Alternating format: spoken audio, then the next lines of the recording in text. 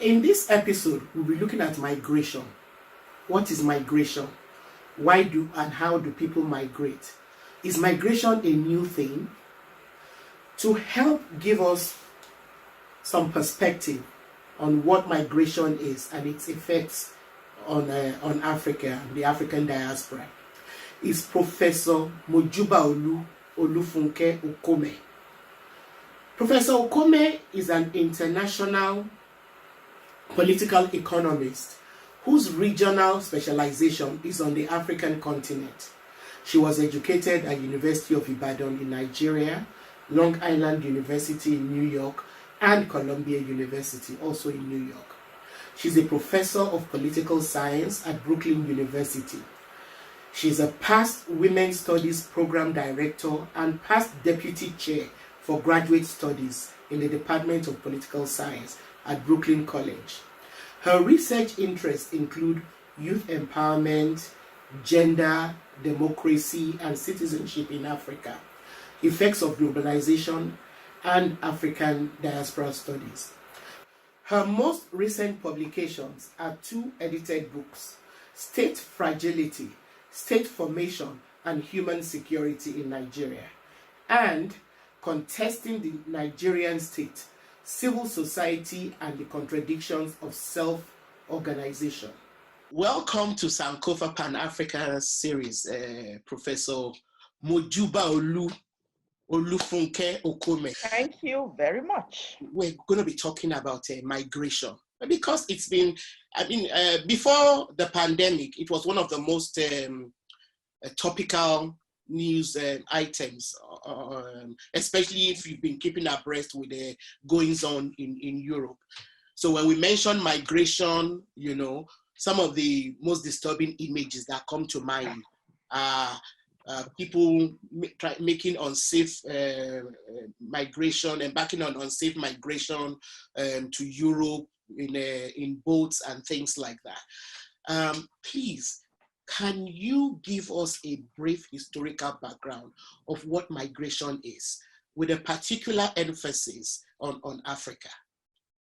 Okay, so the way I think about migration, and I think this is actually in line with most of the mainstream definitions, it's about movement from one place to another. Human movement, of course, because we also know that animals that are not human, they migrate. So it's movement from one place to the other, and it's as old as humanity. Well, if we're thinking about human migration, since it's been established that Africa is the birthplace of humanity, the original migration of human beings occurred from the African continent into the other continents.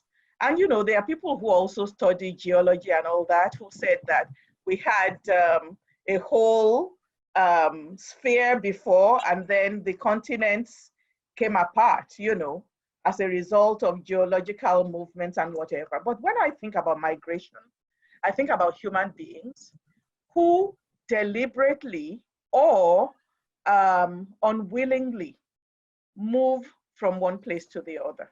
I actually am not thrilled to include the forced migration that entails the enslavement of one people by another and moving them unwillingly to a place that they did not intend to go to. I think that we should separate totally, but many people do not make that separation. When they talk about migration, they'll talk about, well, there's a volitional movement, which is something that you willingly make a decision to do. And that is assumed to not be constraining, that a person just chooses to move from one place to another. And there are so many different explanations that scholars give about that. There are mainstream neoliberal scholars who just make an economic argument. You are an individual, you see better economic opportunities elsewhere, and you do the cost benefit analysis, you move to take advantage of those better economic conditions. Of course, they do not really think about non-economic issues that might compel a person to move from one place to the other. In the old migration literature, people used to talk about push and pull, you know. So there are factors that push you from where you are resident, and then factors that pull you into the place that you choose to go to or that you are going to anyway. Nowadays, people have said that we should stop with this push and pull thing, because this is a whole complex set of decision making. And then there are structures, there are institutions that either facilitate or repel migration. So let me just quickly say that the original migration of human beings was also, I mean, we cannot ever talk about total volition, that you have a choice, you know, because we know that even those old migrations were caused by sometimes, you know, a population of people are seeing that they're exhausting the resources that they need in order to be able to exist, to be able to live. So a group might move and go find more resources. There's also movement that happens because people are in conflict, you know, and sometimes that conflict might be generational. The younger people are feeling oppressed by the older people, they move. There's conflict that's a result also of serious compulsion. I mean, people who lose wars usually either moved or they have to move, you know. So there are all these interesting aspects of migration. Then there's also, you know, I talked about the resource, the inadequacy of resources forcing people to move. Nowadays, people are paying more attention to those things. But, you know, I think people who studied human migration were aware that these things were in play originally anyway, because environmental changes can lead to things like drought. And drought, if it's not managed well, or if the environmental conditions are harsh enough, that drought can lead to famine. No human population would sit in one place and wait to die. So they'll go look for more resources. And we saw this happening in ancient times, prehistoric times. We're seeing it happening today as well. The unfortunate thing about this kind of environmentally propelled migration is that most of it, I think, is happening in the global south. So this is about also human capacity to access the economic, social, and political resources that they need in order to make life work for them in any terrain that they are in. And because, you know, we've had a history of exploitation of the global south by the global north, you know, inadequacy is experienced more intensely in the global south. And Africa is in the global south. Good. Africa also, you know, if we're thinking about all these kinds of migration, the original migration, the enslavement of Africans and forcefully taking them from the continent to the New World and to Europe in order to be used as tools for economic productivity by those who enslaved them, you know. We also now look at the history of migration vis-a-vis Europe and the development of Europe and the Americas. Because yeah, so that's what I'm talking about. Migration was at the bottom of whatever developments they now have. Okay, so, you know, like I said before, the original human beings moved from Africa. They came into the other continents and settled. As a result of environmental conditions, we have the differences in skin color, in, as a result of adaptation that people had to make, you have differences in feature. But all of humanity is from one species. Yes. Right? Yes. So then, in order for there to be increased economic productivity in Europe saw places like Africa as places from which it could just grab people, take them to Europe, take them later to the New World, and use them for free in order to generate wealth. So the wealth of Europe depends on the exploitation of labor from other continents. From the background that you've given, so various people, groups of people, nations have actually used various forms of migrations to develop themselves. Mm-hmm. And so when we now see migration being painted in a negative light, shouldn't we question it? So I think we should. And actually, one of the bases on which we should question these xenophobic approaches to migration is to remind those who are making those arguments. Mm-hmm. Now, when in the post-Second World War period, Pax Americana established a liberal international system.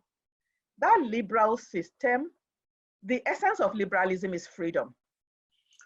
So there's supposed to be freedom of movement. And if you look at many of the international, conventions and so forth, they talk about freedom. There's also supposed to be, you see that freedom when you look at the economy, free trade. Primary beneficiary of free trade is the most powerful actor, and this is, so the free trade is almost a misnomer. But, there's a way in which powerful actors in international politics tend to use a play of words to convince people who are being exploited that whatever exploitation they're doing is for their own good, So free trade is not to be taken as good trade. Thank you. It is not fair trade. Thank you. Free trade benefits the powerful. The hypocrisy of this whole migration regime is that actually Europe and the US, they need labor.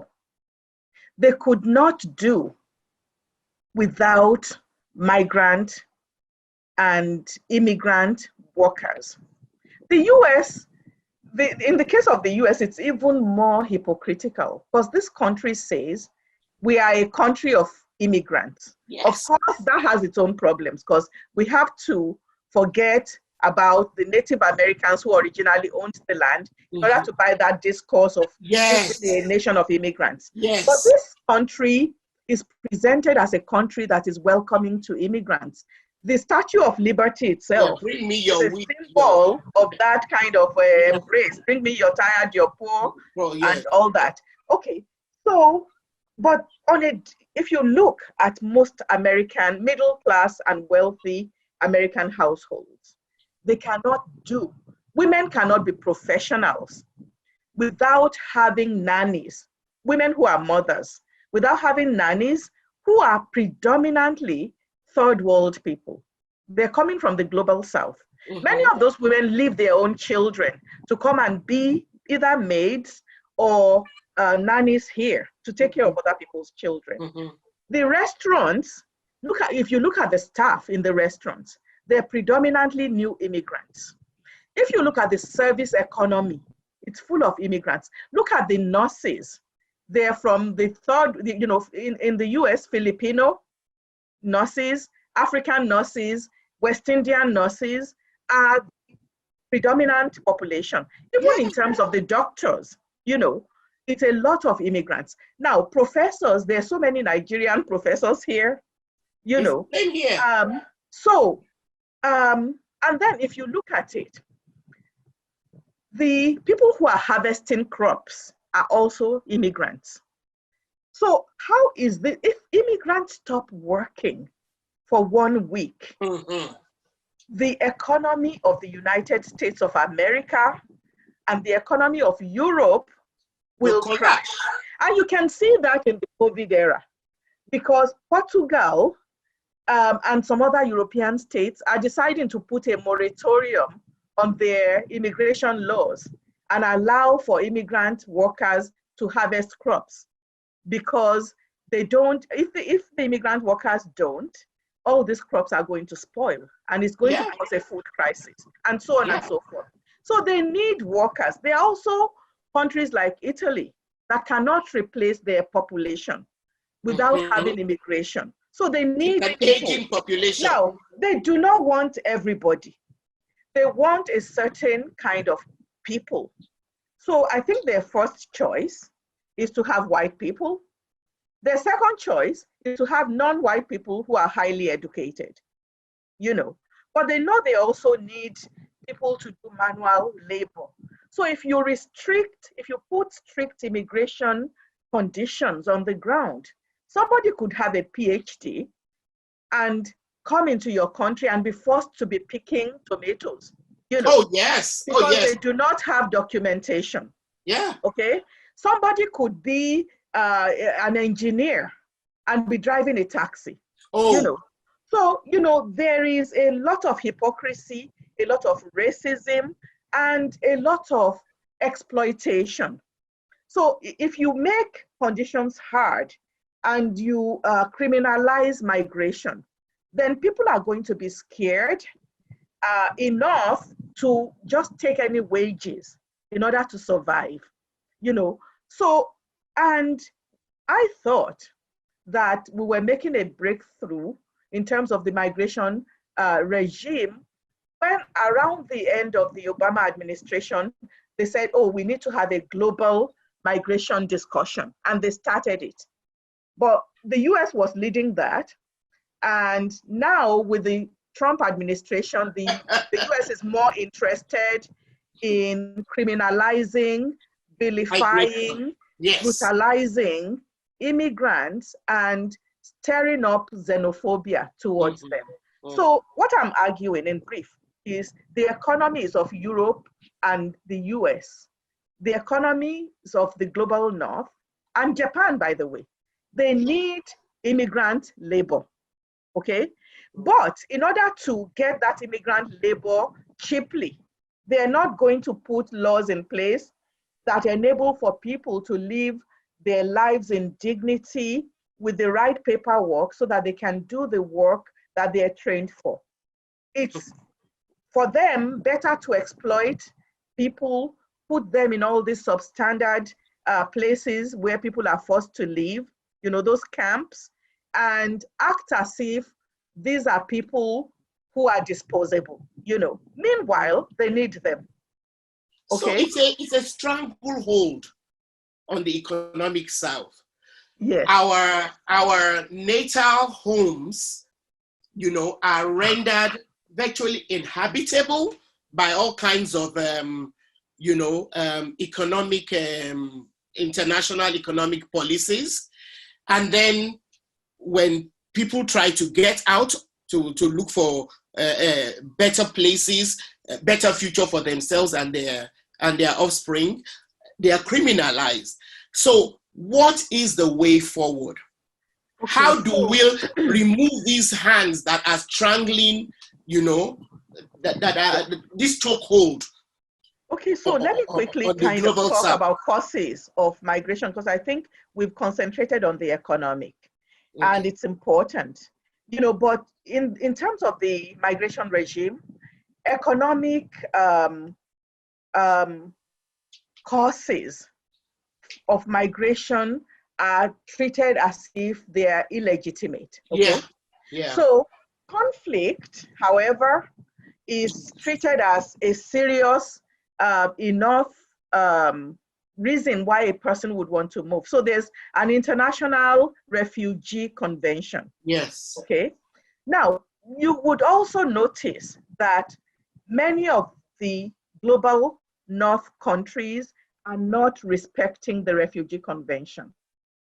Because the refugee convention has this law, it's a French word, non-refoulement or whatever, that, you know, if a person comes and claims refugee status, you are not supposed to send them back to the place where they have a well-founded fear of persecution, and you are supposed to, or where their life is in danger. You are supposed to give them a chance to show you evidence that they are facing those conditions. And until that process is over, it's usually a lengthy process, you are not supposed to deport that person. I want to also say that majority of African immigrants are actually in African soil. You know, they haven't left Africa. They go from one African country to other African countries. Yeah. Okay. Majority of African refugees are also in the African continent. So you have this paradox where majority of the countries that are receiving and welcoming to immigrants and refugees are actually poor countries themselves. Okay, so let's lay that aside. Another cause of migration is environmental.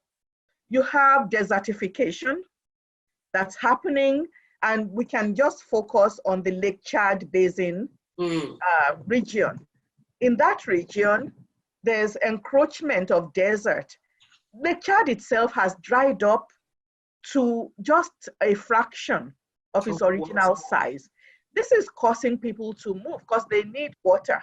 You know, people who also were fishermen and women, they need a new means of livelihood. People who have livestock, they need water, they need grass for their livestock. You know, so this is causing population of people who are doing all those, all that kind of work to move into areas that they didn't occupy before. Now, there are people who occupy that land. It's causing conflict, okay? There are also people who are fleeing from conflict, and we can think of any number of cases in the African continent. So the environmental refugees, the conflict-produced refugees are not supposed to be turned away by anybody, and they're being turned away. Now, people have paid more attention to the Syrians, okay? Yes. Because the Middle East is more important to the powerful countries in the scheme of things because of their geopolitics. So we kind of don't see other movements of people because people don't cover them until people die in large numbers. But we don't even cover all the deaths, okay? So the deaths in the Sahara, nobody's covering that. There's horrors that's happening in Libya, and we focus on Libya, not remembering that the Europeans are actually also responsible for some of what is happening in North Africa.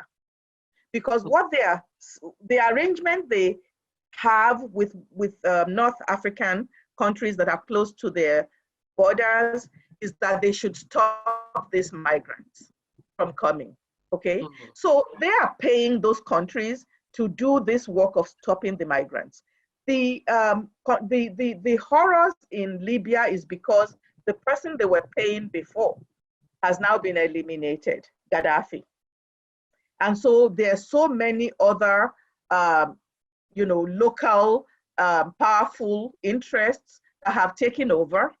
And there's a lot of, what would I call it, anarchy in Libya. And that is what is producing this. But the Europeans do not want people to have an easy passage into their land.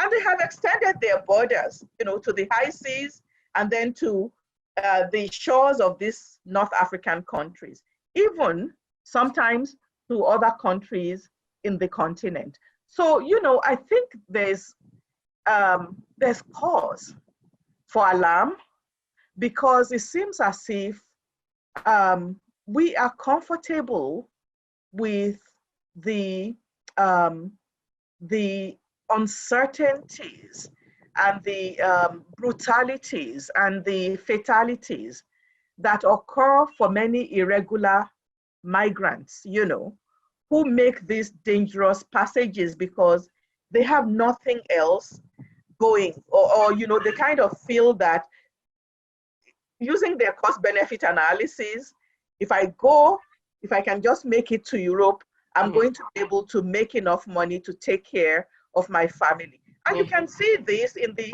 ways in which people make economic decisions. Remittances have been recognized now as a very huge contributor to national development. In some African countries, remittances are larger than official development assistance from global north countries, And Nigeria, because of its sheer size, actually is the African country that has the most remittances from its people in diaspora, that either send charity or emergency assistance or investment capital back home to their home country. So I think also on the side of the African countries, there's an interest in having migration continue.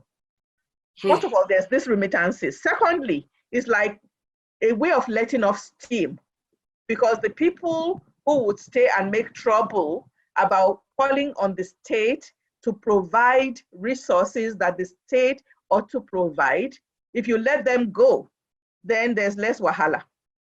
So, both on the side of the African state and on the side of the global north states, you have these very cynical kind of policies where there's recognition that people produce value, that many of these people have skills. And actually, if you look at North America, you would find that majority of Africans, they have the highest levels of education compared with anybody. It's the reason why most of us left compared with home. Anybody. And then Nigerians actually also are at the top levels when you consider Africans. So many of these people are not people who are unskilled. They're not people, and then their job, their workforce participation is of the highest levels. These are hardworking people. These are people who have skills. These are people who have education. What you also find, unfortunately, is that the earnings that are available to them and the economic opportunities that are available to them amount to, in terms of the economic opportunities, underemployment, because they're not using all their skills. In terms of earnings, they're not earning at levels that are commensurate with their level of education and their experience, So this is exploitative. But, when people are making the cost-benefit analysis and you're thinking about the exchange rate of dollars to naira, when they come here, they are able to, to make economic sense of making that move, because our economy is in the doldrums as a result of the structural adjustment. But I remember I came to the US in 1981. You take 1 naira and you get $2. Yes, that's the condition under which I came. Now it's almost At the time, 450.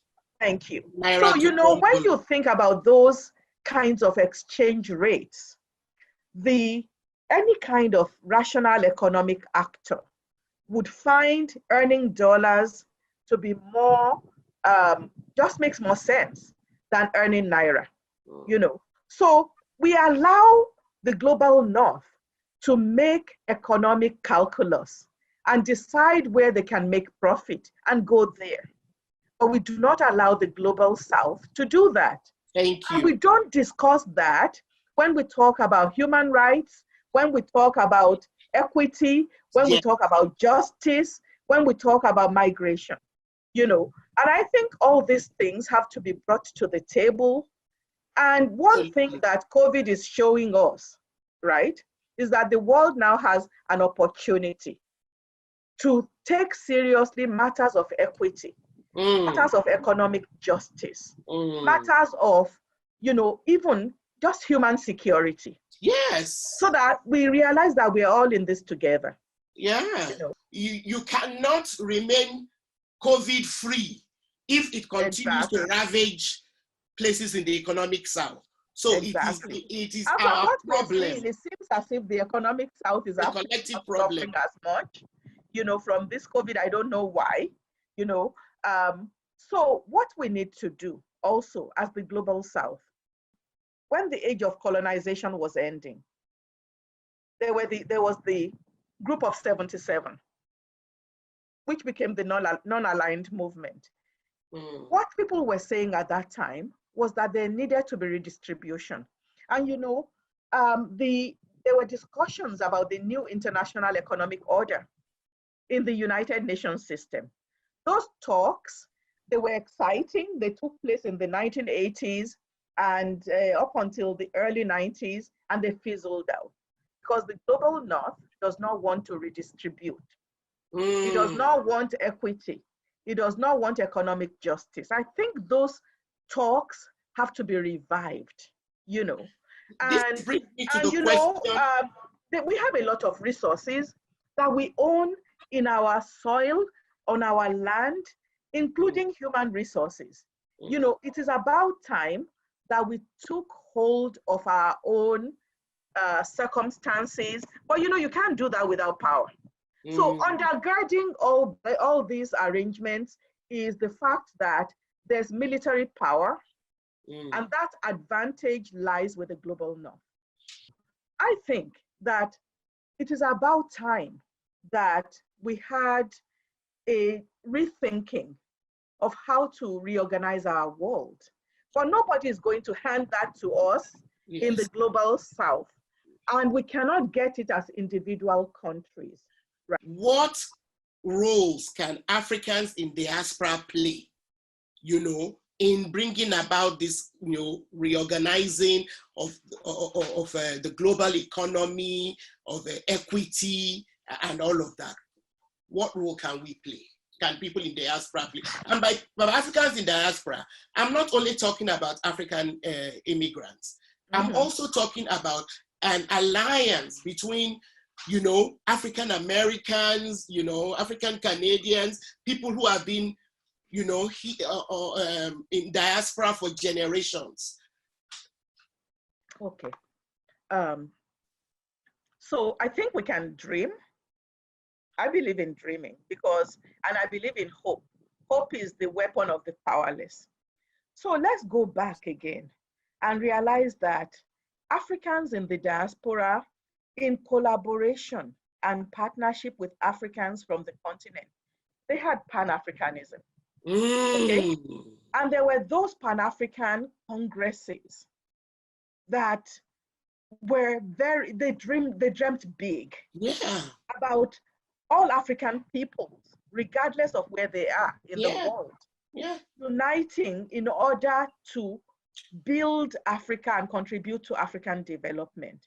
Now, one of the things we do when we look at failure of social and political movements from producing the intended objective is that we tend to blame the people who have failed. We fail to see that, there's actually, these are power relations in which these people are engaged. So you want to take power away from those who have it. You want to deny them easy access to the resources that they have taken, whether you like it or not. And nobody considers that there's going to be a pushback. And you saw that with the Pan-African movement, it got up to a certain level, and it was not even able to bring African unity. The OAU that was produced was the vision of those who didn't believe in Pan-Africanism. So one thing that we need to do is to become more united. And when I say, or maybe form coalitions, because we also have to realize that we do not have identical interests. So we need to form coalitions And those coalitions have to be with the objective of reviving the spirit of Pan-Africanism. But we are saying that, we have to also realize that the people of the old diaspora are themselves overexploited and they've been Yes. brutalized here. So what is Africa offering them? Because at the end of the day, you understand, also plays a major role in the way the world is currently ordered. Race plays a role. Right. Yeah. That's right. So what is Africa offering to the diaspora that they're going to